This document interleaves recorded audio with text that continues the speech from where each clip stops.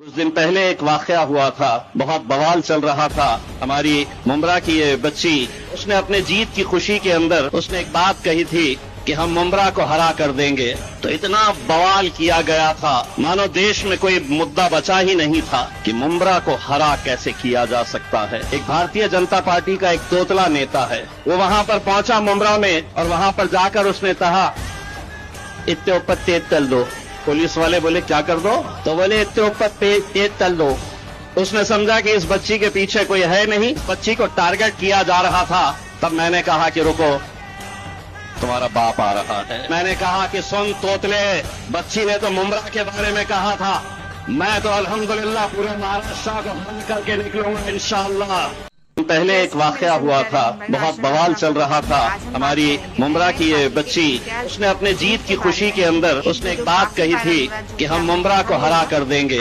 तो इतना बवाल किया गया था, मानो देश में कोई मुद्दा बचा ही नहीं था कि मुमरा को हरा कैसे किया जा सकता है। एक भारतीय जनता पार्टी का एक तोतला नेता है, वो वहाँ पर पहुंचा मुमरा में, और वहाँ पर जाकर उसने कहा इतने ऊपर तेज तल दो। पुलिस वाले बोले क्या कर दो? तो बोले इतने ऊपर तेज तल दो।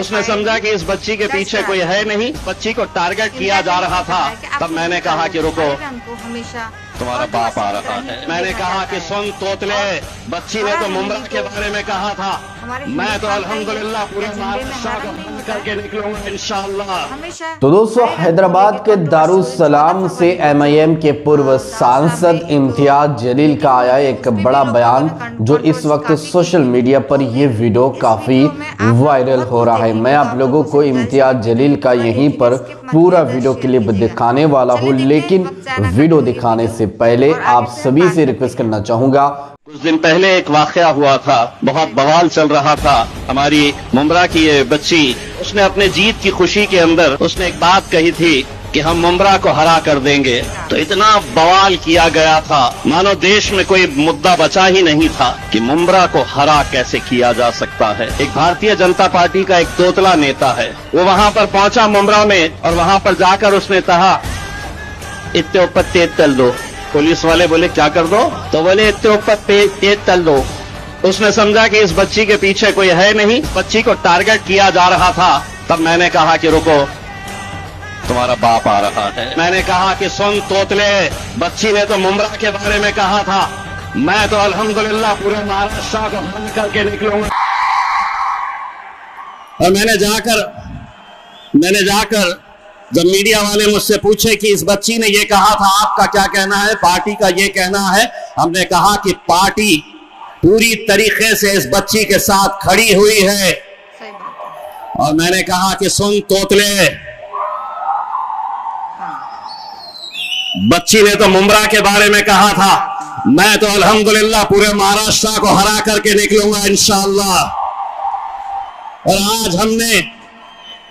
आज हमने जब हजारों गाड़ियों का काफिला लेकर निकले, तो झंडे कौन से कलर के थे पता है? महाराष्ट्र के कोने कोने से गाड़ियों पर हमने तिरंगा लहराते हुए मजलिसे इत्तेहादुल मुस्लिमीन के हरे झंडों को लगाकर हम यहां पर आए। मैं सिर्फ इतना कहना चाहूंगा कि महाराष्ट्र में हाल ही के महानगर पालिका और नगर परिषद के इलेक्शन में महानगर पालिका में 125 सीटें और नगर परिषद में 83 सीटें जीते हमने। उसमें आप लोगों का भी हाथ है, क्योंकि मुझे पूरा यकीन है कि जिस दिन नतीजे आ रहे थे, उस दिन दुआओं के लिए आपके भी हाथ उठे थे कि या अल्लाह मजलिस को कामयाब कर दे। लेकिन इस जीत का सेहरा अगर किसी के सर पे जाता है, ये जीत अगर किसी की वजह से मुमकिन हुई है, तो सिर्फ और सिर्फ हमारे कायद बैरिस्टर असदुद्दीन अवैसी साहब और अकबरुद्दीन अवैसी साहब की वजह से ये मुमकिन हुई है। कहां कैसे क्या चल रहा था?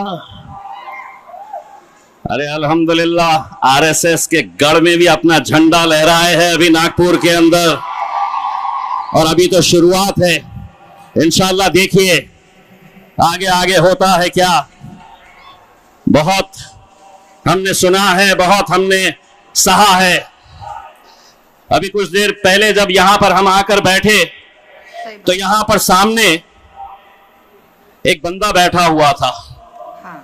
असद साहब और अकबर साहब को देखकर इतनी उटपटांग हरकतें कर रहा था, मैं गौर से उसे देख रहा था। उसके सर पे बाल नहीं थे।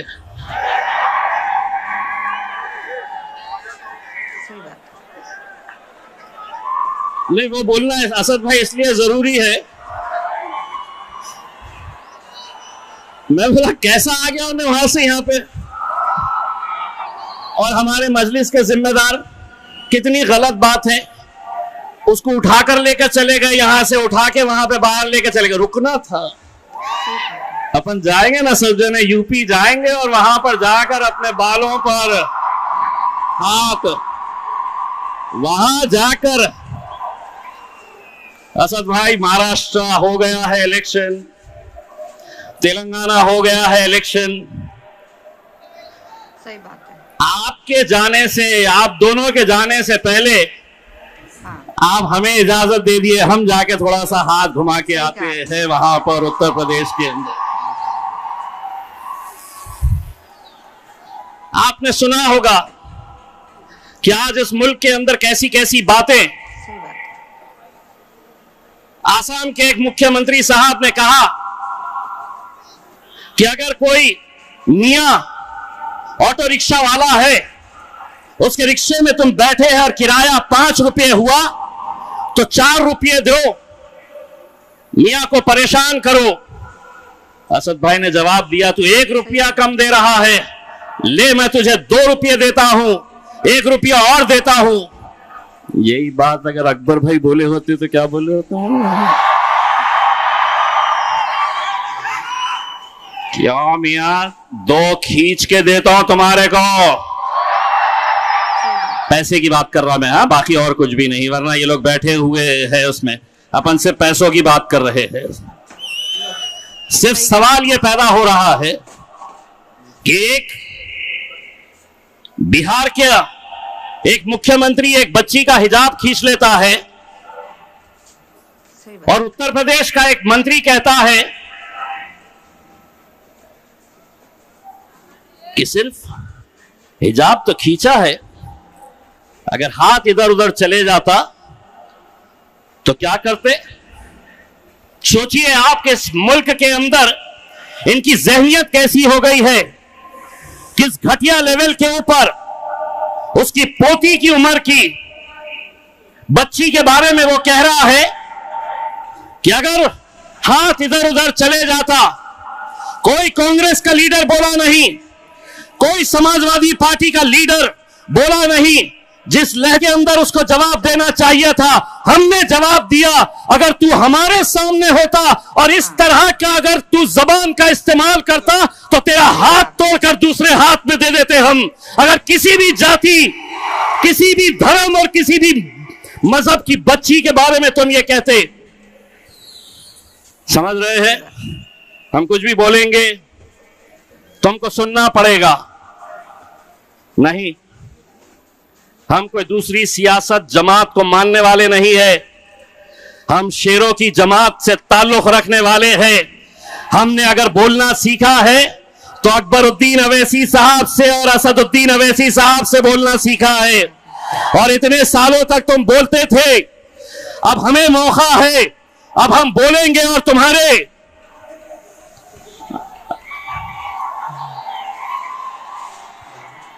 देखिए, मरहूम शायर ने क्या खूब कहा था, मजा तो तब है कि जो बोलना है। राहत इंदौरी साहब का वो शेर, आधा मैं बोलता आधा आप लोगों ने बोल देना, ये लोग अपना कुछ नहीं कर सकते हैं क्योंकि कानून सबूत मांगता है मेरे भाई।